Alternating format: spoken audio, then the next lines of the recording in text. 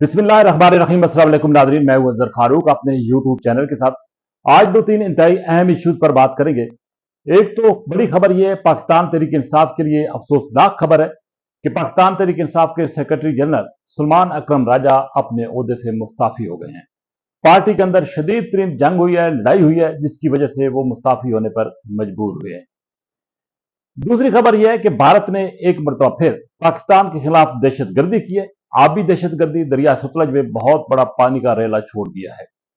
साथ ही साथ मकबूजा कश्मीर में तीन ऐसे मकामात हैं जहां पर दहशतगर्दी की कार्रवाई के लिए पूरी पूरी तैयारियां भारतीय खुफिया एजेंसी रा कर रही है, जिसका नेटवर्क पाकिस्तान की खुफिया एजेंसियों ने पकड़ लिया है। इस पर भी बात करेंगे।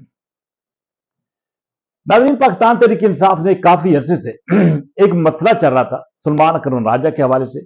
पार्टी के अंदर बहुत सारे ऐसे लोग हैं जो ये समझते हैं कि सुलेमान अकरम राजा सियासतदान नहीं है, वो खालिस्तन एक वकील है और वो वकील के अंदाज से पार्टी को चलाना चाहते हैं। यही वजह है कि पार्टी के अंदर बहुत सारी मुखालफत उनकी शुरू हुई, जो अब तक जारी है। इससे कबल भी मुख्तलिफ रहनुमा उनके खिलाफ अपने ख्यालात का इजहार करते रहे, जिनमें मरवत साहब भी शामिल है, कुछ और रहनुमा भी शामिल है। लेकिन अब सूरत हाल जो है वो खासी गंभीर हो गई है। सुलेमान अकरम राजा की लड़ाई होती है बानी पीटीआई इमरान खान की बहन अलीमा खान के साथ, और ये लड़ाई इंतहाई शिद्दत इख्तियार कर गई, शदीद हुई, जिसकी वजह से सुलेमान अकरम राजा ने अब वाज़ेह किया कि वो मजीद इस ओहदे पर फायज नहीं रह सकते, और वो बानी पीटीआई को वाज़ेह तौर पर कल कह रहे हैं कि बानी पीटीआई उनको इजाजत दें और वो ये जिम्मेदारी अब नहीं संभालेंगे। उन्होंने कहा कि वो असूलों की सियासत करते हैं, एक असूल पसंद इंसान है और अपना एक उनका प्रोफेशनल इंसान है। इस वजह से अब ये ओहदा वो नहीं रखेंगे।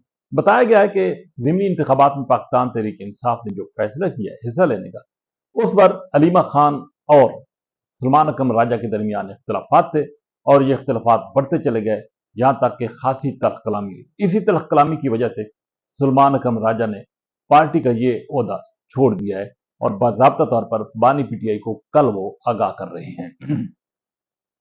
देखते हैं पाकिस्तान तहरीक इंसाफ अब मुतबादिल क्या फैसला लेती है, लेकिन ये एक धचका पाकिस्तान तहरीक इंसाफ के लिए है कि सुलेमान अकरम राजा जो है वो इन जिम्मेदारियों से अब अलग हो चुके हैं।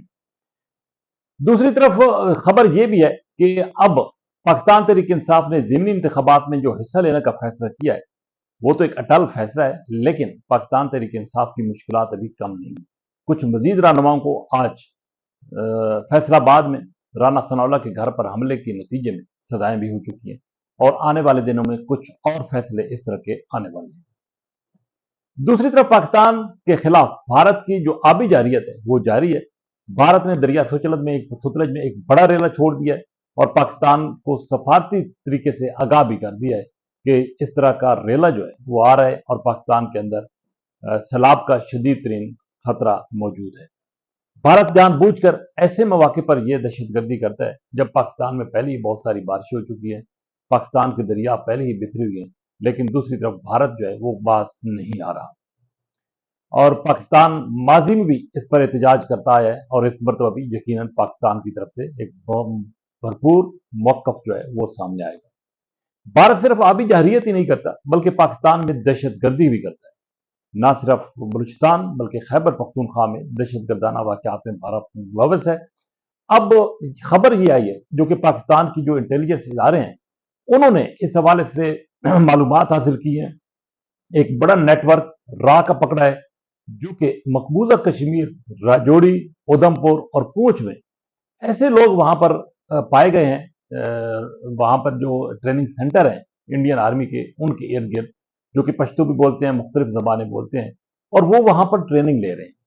उनको तरबियत देकर कोशिश ये है कि पाकिस्तान के खिलाफ और कश्मीरी अवाम के खिलाफ इस्तेमाल किया जाए। इस हवाले से पाकिस्तान की खुफिया एजेंसियों का एक बड़ा कारनामा है ये कि भारत की ये जो एक बहुत बड़ा नेटवर्क पकड़ा है और भारत की ये जो कारस्तानी है उसको बेनकाब किया।